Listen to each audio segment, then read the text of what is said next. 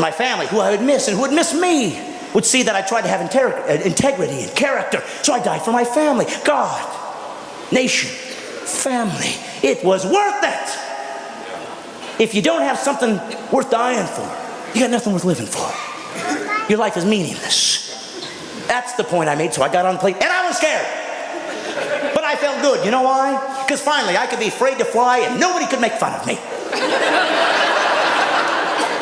And I'll tell you something, this was an amazing thing. It was so ironic. I got on the airplane and I actually realized I was longing for the days when the only thing you had to worry about was crashing. Suddenly, this was a good thing. Now I got to worry about the guy next to me lighting his shoe on fire. A shoe bomb. Who's teaching these people? Maxwell Smart, for crying out loud? So I got on the airplane and off I went, and that's the thing I'm trying to make. Why don't the airlines just acknowledge that we're afraid? Why don't they just be that honest? Hey, have a great trip, you'll probably make it. Because you probably will, you usually do. But what do they say? They try to make you not afraid using that patronizing statistic. Oh, it's safer to fly in a plane than drive a car. Oh, safer to fly in a plane, driving a car, safer to fly in a plane, driving a car. I'm like, yeah, what about the other stat? The one that says it's safer to crash in a car than it is in a plane. What about that one? Because that's the stat that matters. You get in a car wreck, they go, hey, anybody hurt? Get in a plane wreck, they go, hey, anybody recognizable?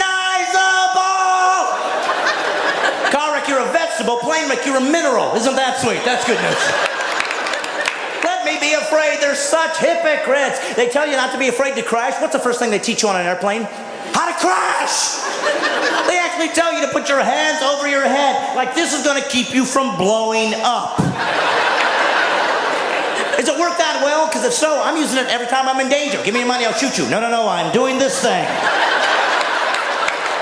And some people live. Some people crash and live. Why? You think they're the ones that remembered to do this move? That must blow them away when it works. We're going down.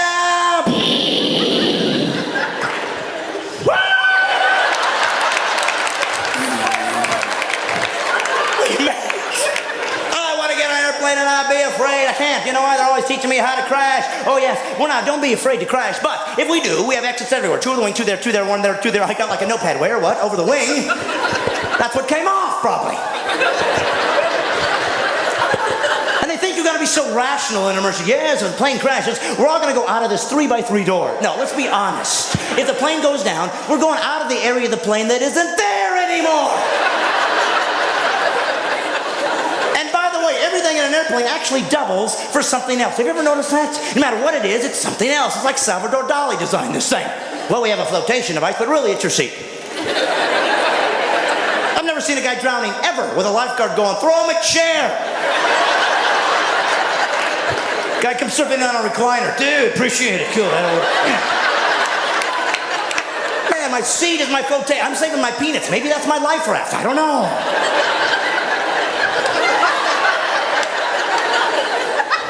Teach you how rational we're all going to be in case of danger. And then they have the audacity to teach you how to buckle your seatbelt because it's so complicated. Anybody out here can't work a seatbelt? Kill yourself. You are a burden on society. Cry it out loud. If you get on an airplane in the year 2003 and don't know how to work your seatbelt, put a helmet on. Cry it out loud. So I got on the airplane and I flew and I've made it this far and I'm going to keep going because I believe in my country and I believe in the freedom it entails. And thank God I've made it so far. And I do thank God. I'm a theist. I'm a theist. I do believe that there is an intelligent designer. I do believe there's purpose and value in life. And I bring up God a lot in my show. You know why? Because I miss him. I miss God in my country. I miss him. You'll never know these things. You're 16 years old. You've grown up with spring break, not Easter break. You grew up with winter break, not Christmas. You don't know what I'm talking about. That's the world you got. I remember when everybody cared. I remember when people used to say things like Merry Christmas to each other. Everybody said, Merry Christmas. Hey, Merry Christmas to you, Mr. Lowenstein. You know why? Because it wasn't about a religion. It was about something as a culture we thought was so valuable that we'd all do it together, even if I disagreed with the religion behind it, because it was good for all of us instead of just me. But what do people say now? Happy holidays. See, I just say happy holidays because I don't want to say Christmas because you don't believe in Christmas because I don't want to offend you because...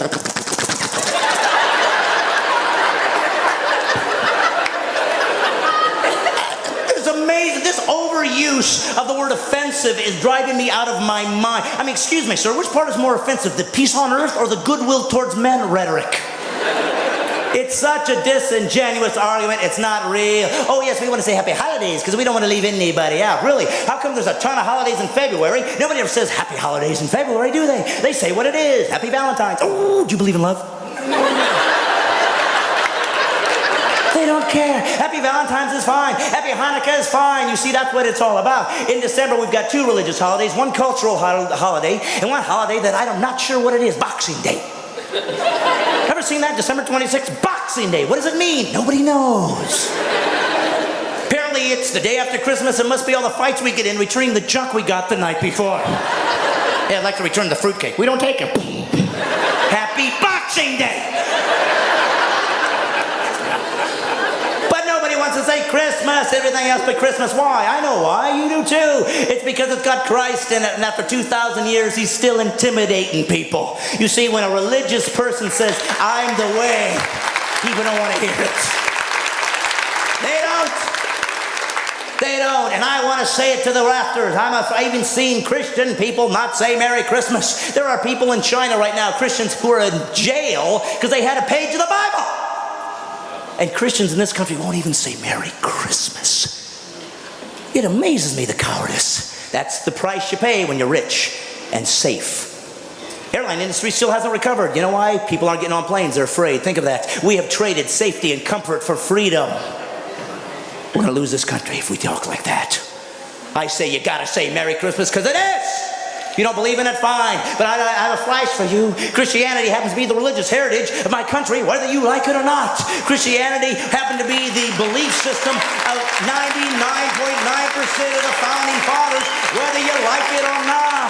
Every single founding father said that the Bible would be used as a fulcrum for the laws and ethics in this country, whether you like it or not. And they said it should be taught in school so kids would know where their ethics come from. So if you're not a Christian or you don't like it and you don't want Christmas celebrated, God bless you. But let me tell you something. If you think you're going to stop me from saying it because it offends you, hey, I got a flash for you.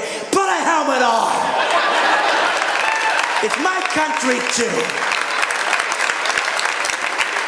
It's amazing to me what's happening out there. But it's the worldview. It's the worldview that changes the way things are. And if you're in here right now, you're an atheist and you snuck in for a free show, let me tell you something. Your holiday's coming. Your holiday's coming. You know what the second most popular holiday is in this country? Halloween. Yeah, that's how it works. Let's weigh this out. Okay, peace on earth, goodwill towards men, and boom! Equally uplifting, don't you think, folks? Oh, by the way, have you ever noticed boo's the only scare word we know? It's the only thing you're ever taught to scare people is the word boo. If you didn't know boo, we wouldn't know what to do. They'd open the door and you'd be like... All we know is boo, and yet boo is not inherently scary. Watch, boo, boo, boo, nothing! So why do people that say think they did something creative? Boo, gotcha, okay? No, it's the fact you were hiding in the refrigerator. That's what got me. You could have said pretty much anything. Monkey wrench. What do you got me? I'm not a big fan of Halloween. I'm not afraid of Halloween. I'm not scared of Halloween. There's nothing on this earth that frightens me.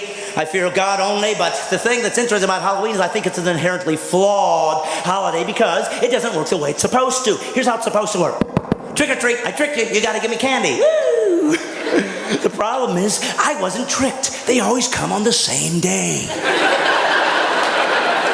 I knew you were coming. No trick, hence no treat. It's too popular. The only way trick or treat would work now is if you came like in May. 3 o'clock in the morning. What is going on? Trick or treat. You got me. Okay. Woo. All right, here's a pickle.